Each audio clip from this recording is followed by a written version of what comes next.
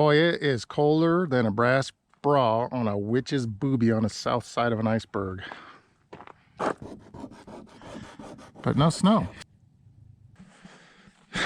So this year's been kind of nice, actually. Haven't had any snow. And snow is one of the biggest obstacles of living up here off-grid. Namely because it impedes our travel. Now, as you can see, we've got a pretty good road coming up through here. But honestly, most of the time, these roads are wet or slick or because of the rain, or they're just nigh impassable because of the snow. I did finally manage to kind of tune my snow plow all up and get my truck running pretty good. It's been running pretty good this year. Somehow or another that happened. eBay tires. Seems like every time I go to a tire store, those guys are putting my tires on wrong, or they're giving me grief somehow. Even though we've got some pretty decent tire shops here, they never fail to strip out a lug nut or put something on too tight, or I don't know. I had a wheel fall off on us heading back from town one day. So one of the really big challenges of living off grid, especially in Montana, and you know, the Pacific Northwest here, is the temperatures get pretty low, and so heating becomes a problem. The cost of heating becomes a problem. You know, we heat primarily with propane here. So this is my messy basement. So for all of y'all to see.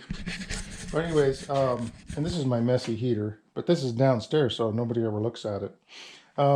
Anyways, this is just a 30,000 BTU Mr. Heater, propane heater. And this is done really well for heating our house about 90% of the time. Now, I also have a fireplace here, and this, we've started using it again because firewood has just been a little bit cheaper. I do not have a big firewood stack as of yet. We did cut a few dead trees around here, but you know, typically I buy my propane, I buy my wood, because that's the most economical thing for me to do.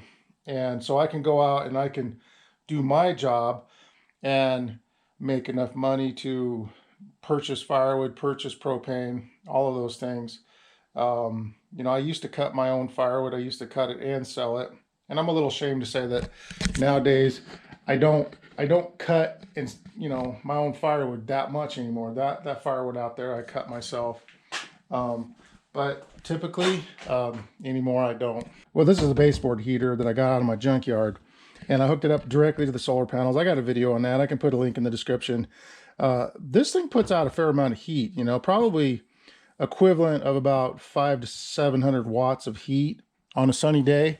And as you can see, we'll go right out here. It is very sunny today, without putting it directly at the sun. You guys can see it's bright sun today.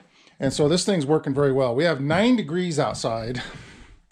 And so on days like this, this really helps a lot. And of course, you guys have heard of the greenhouse effect. Well, quite literally, this is our greenhouse. And it's not that warm in here yet. It's still fairly early in the morning. We're about 9 o'clock right now. And I've actually got one of the windows open because it gets quite hot, even during the winter time.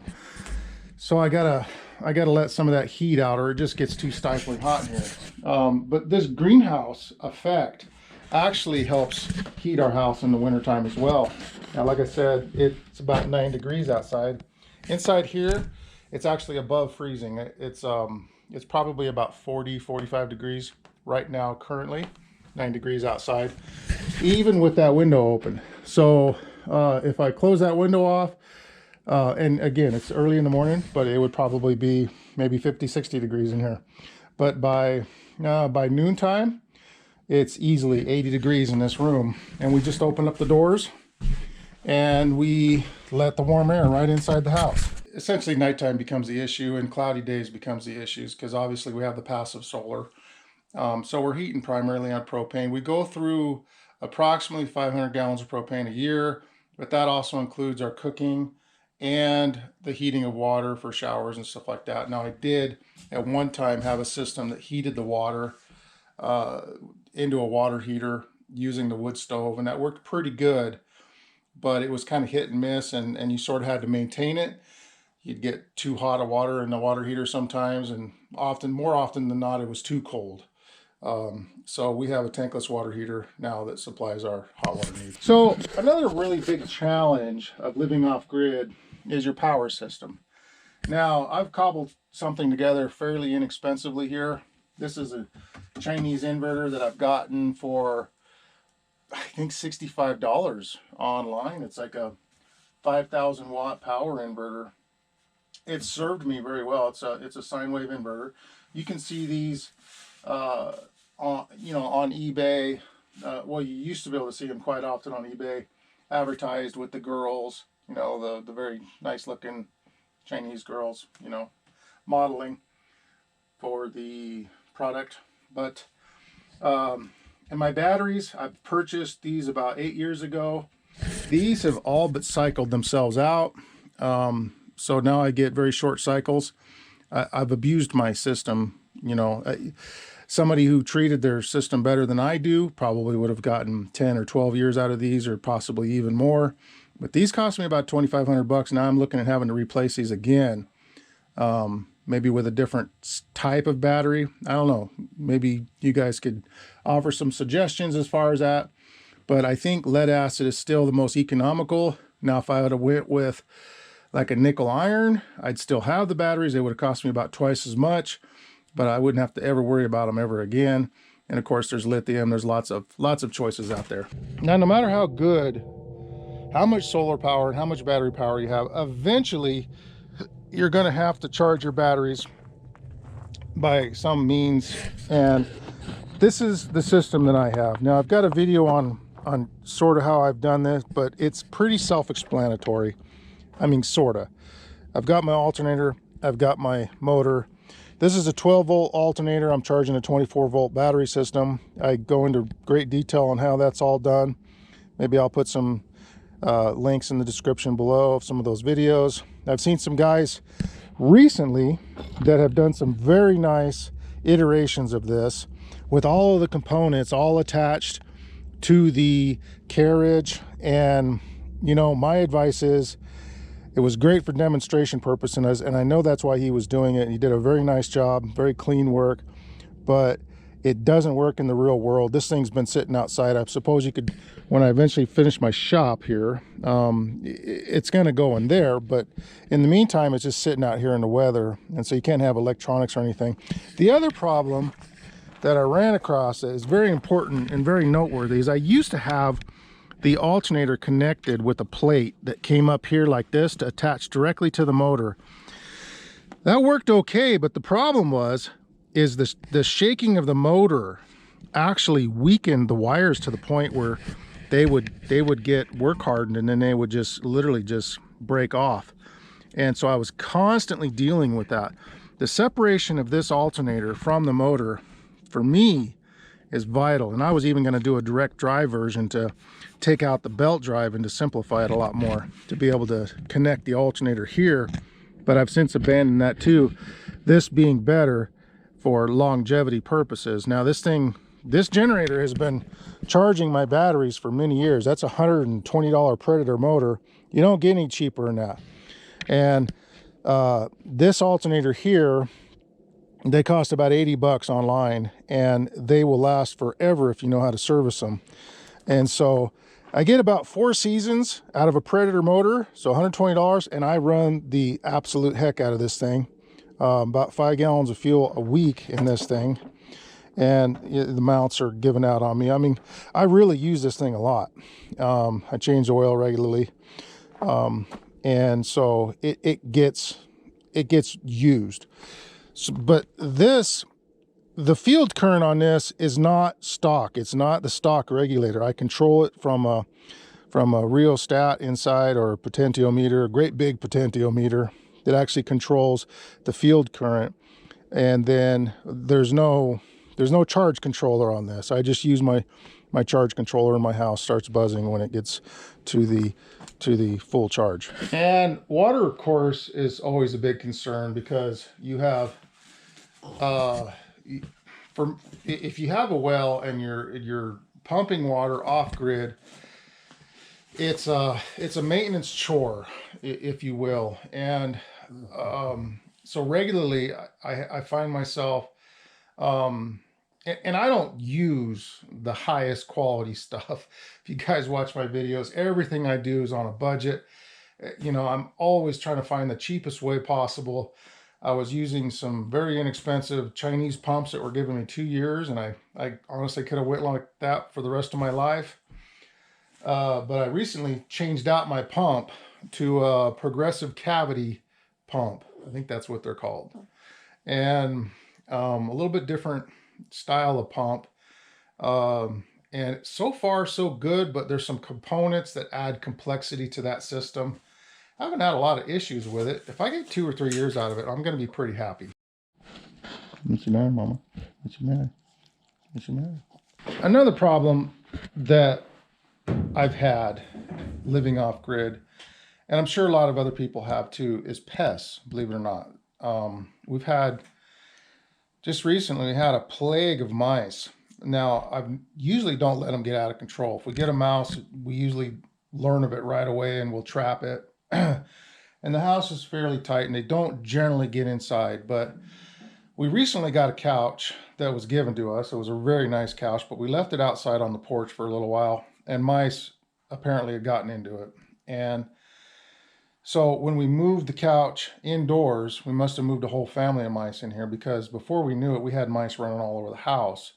And so we started a trapping campaign, and I'm into it about the 3rd week, and I've caught 20 plus mice in the house, and it looks like we're getting towards the end of it, but they're so destructive. They get into all of our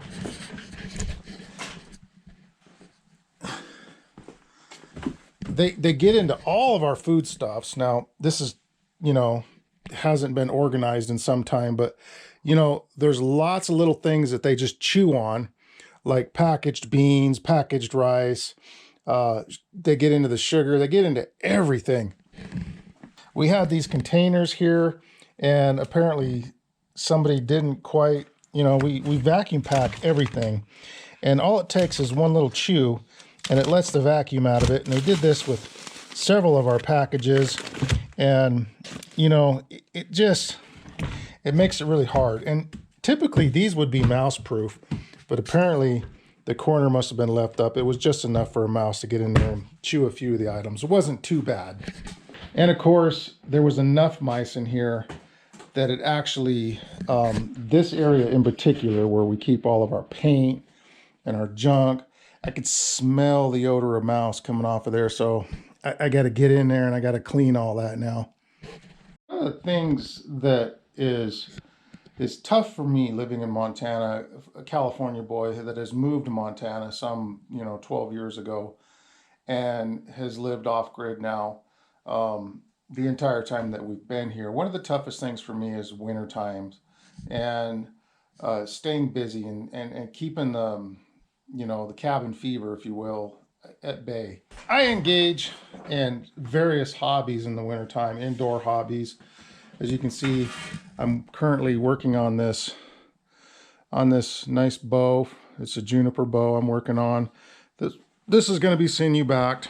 I've been making traditional arrows. These are all from dogwood tree, and I just sit down here and whittle away and sand away, and it just kind of keeps your mind occupied.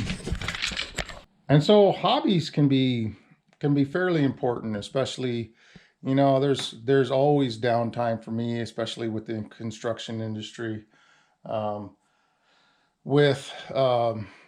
just mainly because, by my choice. I just don't like to get out on the winter roads and be driving around hustling up work in the wintertime. So it's ideal for me if I can save a few dollars and kind of ride portions of the winter out at least.